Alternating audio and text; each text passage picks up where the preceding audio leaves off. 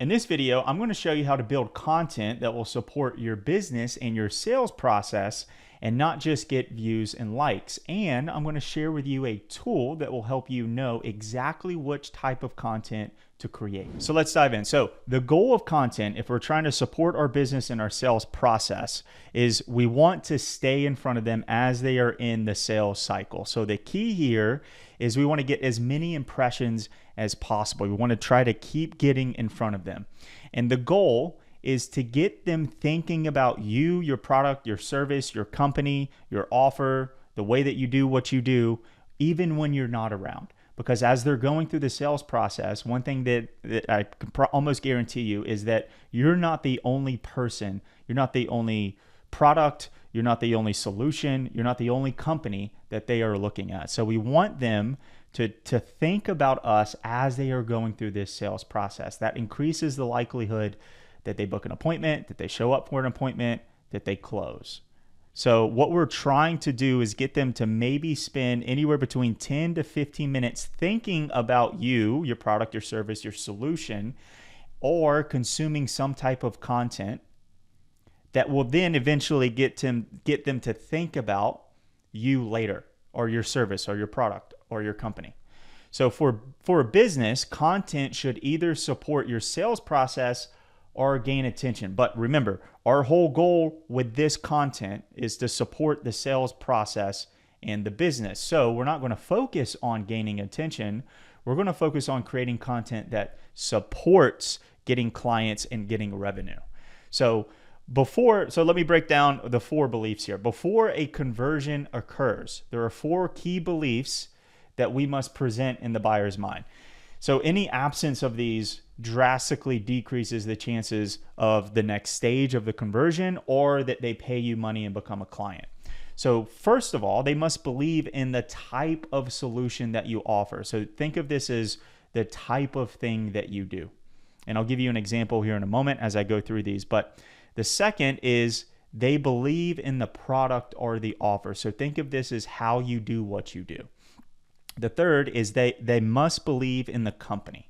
They must have belief in who you are as a company and who they should go with if they're like going through the sales process. And then number 4 is they believe in themselves. Can they do this, right? So number 1 is they got to have belief in the solution. Number 2 is they have to have belief in the product. Number 3, they have to have belief in the company.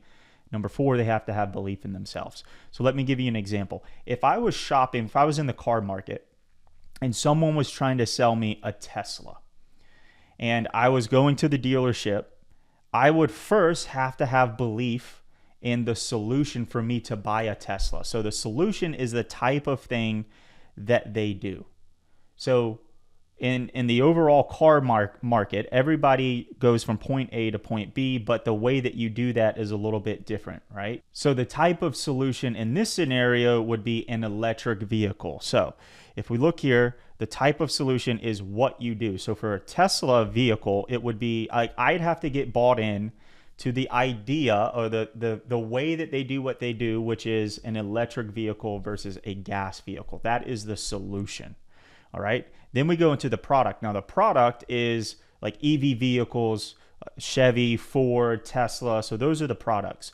So you could see the solution. If I'm not bought into the solution, if I'm not bought into getting an electric vehicle, it doesn't matter if you're trying to sell me a Tesla, a Ford, a Chevy electric vehicle, I'm not going to buy it. Because if I have a belief that I want to use gas and I'm going to get stranded because I want to go on a road trip and not be able to have to stop for 45 minutes. If I don't have belief in the type of solution, which is the electric vehicle, no amount of product or company or offer or belief in, like, I could think that Tesla is a great company.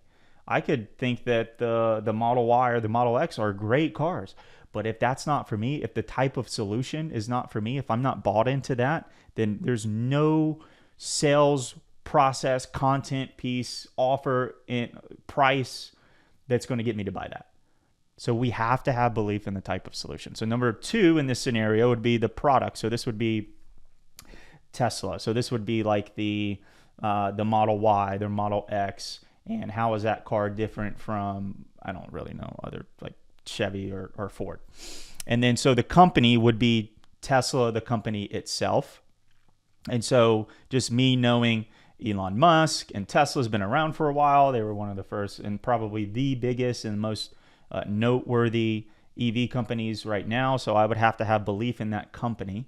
Now, if there was a company like a no-name company that had an EV and I saw their product, I'd be like, like that car looks cool, but I'd never heard of this company before. So if I don't have belief in the company, then that's going to restrict me from doing business with them.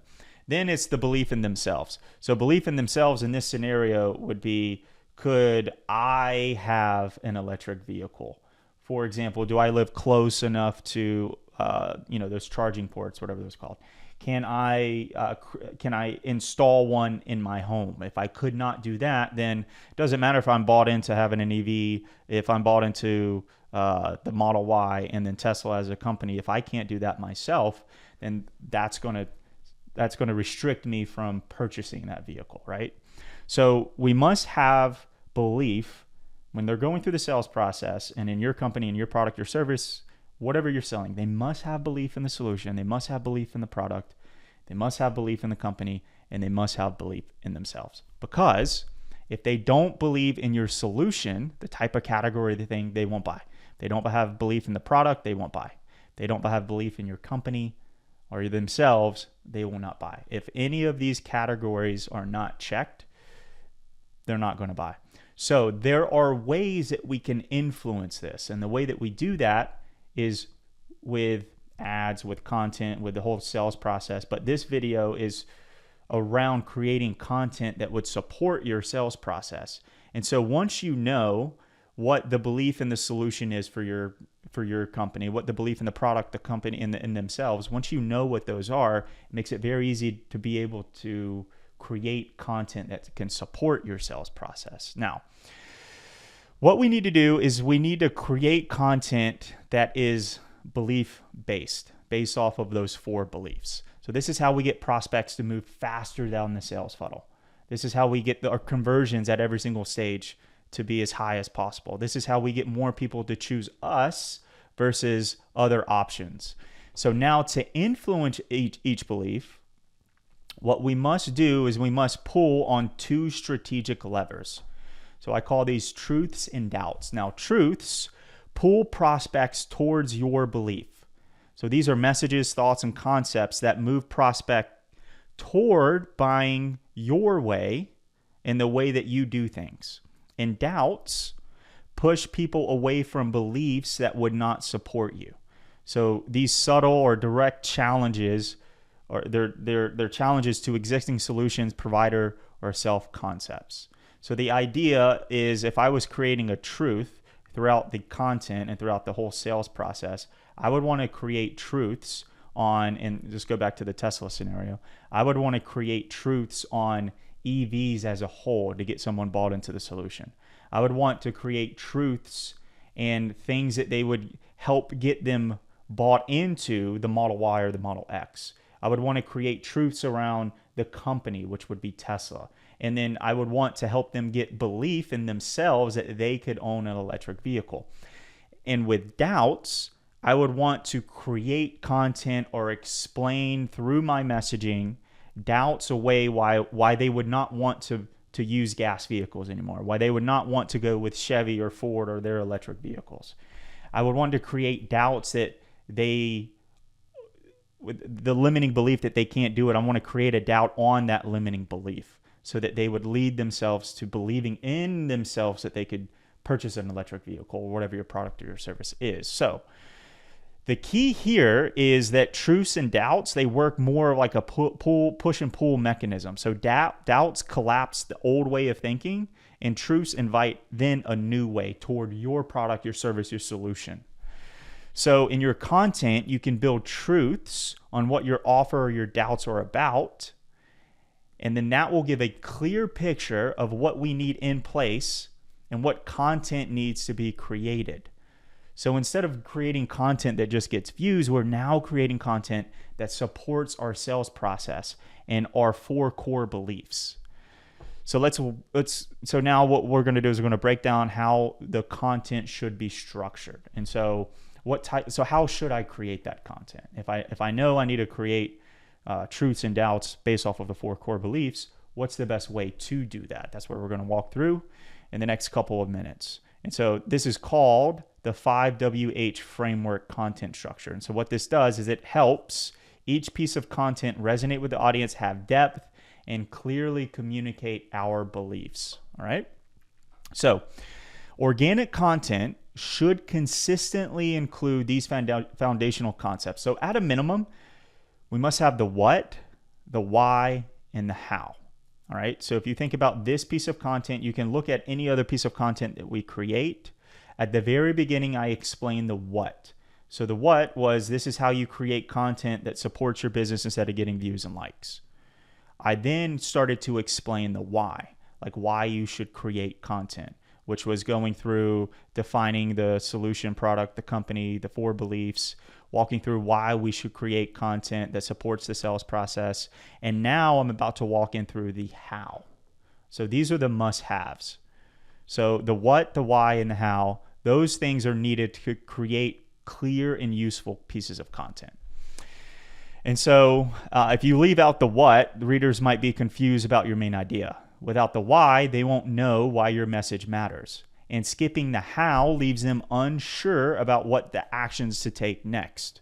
And so you need these 3 parts to create valuable, effective content. Now, the reason why we want to do this is because the sign of very highly valuable content is if your prospect or your individual that's going through the sales process, if they walk away with answers or something that they can actually use. Because remember, at the beginning, we're trying to get them to remember our company. And we're trying to get them to think about us even when we're not around, especially when they're going through the sales process. Because if they're meeting with other companies, we want our company, our offer, our product, and our service to stay at the top of mind. So our entire goal is to try to get them to think about us when we're not even around. And so if we can do that, then that's how we stay at top of mind. Chances are that they then come back to us. Now, it's not 100%, but your chances greatly increase. So that's what we're trying to do with our high valuable content. The ultimate, so ultimately what we're wanting to do is then walk away with answers is something that they can use so that they then remember us, right? That ultimately changes something for them. That's how it kind of changes the way that they see things, what they can do or what they shouldn't do. And the sign of low value content is if they walk away with questions, not really sure of what to then execute on or what to stay away from or what they shouldn't do or what things that they should look for or shouldn't look for, right? So when they walk away with questions, it creates more confusion and doubts, and it almost demonstrates your inability to articulate value, which subconsciously tells them that you're not really an expert, right? So we don't want to create low value content. The only time that they should walk away with questions is that they are thinking, man, I really don't know at all what to do here. I need to join their program or their product or their service or get their thing so that I can complete this understanding. So the highly recommended parts, what is absolutely needed is what, why, and how. Then there's highly recommended parts. So the when, where, and the who. These aren't always necessary, but it definitely helps when you can add these in. So the when is, this helps people know exactly what to expect about, the specific timing of when to use this. Where gives extra context and direction on where to use this, and who adds trust that makes your content more relatable. While these things are helpful, it's not always required in every single message. All right. And so what we have in here, I'll give you guys access down below to this entire breakdown. I'm not going to go into every single one of these in grave detail, but I'll really quickly cover these. I would recommend that you get this document here, kind of reflect on this, maybe watch this video a couple times. This is a very deep concept, but if you can get this will totally change the way that you do your content because it's going to support your sales process. And what I recommend is the title of, obviously, this whole process is Cornerstone Content. And this is at the baseline, this is the main content that you should create to support your sales process. After this is created, you can then go and start to work on views for top of funnel, work on content to get views, to get people to top of funnel. But this is the main foundational aspects of your content to help support your sales process, to get more leads, to get more conversions, to get more shows, to get more meetings, to get more appointments, to get more revenue, to get more closes. This is what you should have at baseline at a minimum, right? So the what is clearly inspiring. It clearly explains the main idea or the topic. It helps you helps people quickly understand what you're talking about, and helps hook and kind of give a roadmap of what you're about to cover, right? It should always be very, very clear at the beginning. And the why is emotional and reflective. So the why explains why your topic matters. It creates an emotional connection that helps build trust by answering questions before people even ask. And ideally, it should be backed up with evidence to support this, evidence from the past. For example, the reason why we are creating content like this is because we, in our business, we started back in 2019, really started to scale up back in 2020. Back then, about 2020 to 2023, it was really easy to put up an ad, send them to a funnel, get them on a call, and convert someone at a high ticket. We used to sell, our price tag was $15K. And it was really easy to get people, as long as you had value and had a really good offer and a good business and all of those things. Here recently, it's become extremely difficult. People are meeting with like 5, 6 different other companies. And so what's happening is they're no longer going through a linear approach, right? So ad, funnel, meeting, and then you close.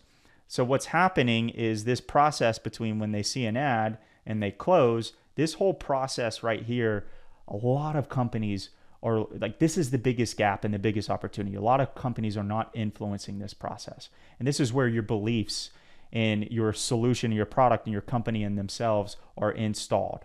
You can do this with retargeting. You can do this with nurturing. And so what we found is that the more content that people watched, the more that we worked on the beliefs, they came to the calls, and it became way easier. So if we looked at all the attribution, the people who watch YouTube videos, the people who actually consumed our content and watched our reels, read our emails, those were the people that closed at the highest rate.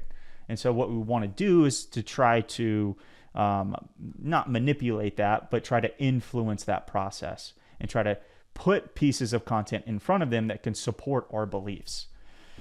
So what we want to do is we want to try to support that with evidence from the past that proves that is true. Just like I showed you evidence of the why we want to do this. So that's exactly what I was just explaining. So that's an example. The when, so timing and motivation. The when is about timing, helping people know exactly when something should happen. The where helps people clearly understand where they are now and where they need to go, either physically or mentally. And then the who uses people, examples, recognizable names to build trust and connection. The how are the practical steps, exactly how you should do this. Now, if you guys go through this whole process, when you are creating content, at a minimum, what you must have is the what, the why, and the how. This is how you should structure your content. This allows your content to be highly valuable pieces of content that go into depth and puts yourself as an expert. And this is how you stay away from creating low valuable content, which you do not want. All right. So some application points here. Start with the what, clearly define what it is that you guys are talking about. Kind of acts as a roadmap for what they're about to go down. Follow with the why. This explains the reason or the content of why the thing is the way that it is, or why what you're about to explain is the way that it is. Then you can integrate the when, the where, and the who as needed to enhance clarity, relevance, and relatability. And then conclude strongly with the how. So it's just practical, actionable steps. And so if you follow this process, this is how you can create content that supports your sales process instead of just getting views and likes. If you like that video, we have more valuable videos just like this, and we've created an entire playlist of all the top videos from our channel. So tap that link, check out the videos, and don't forget to subscribe. I'll see you on the next one.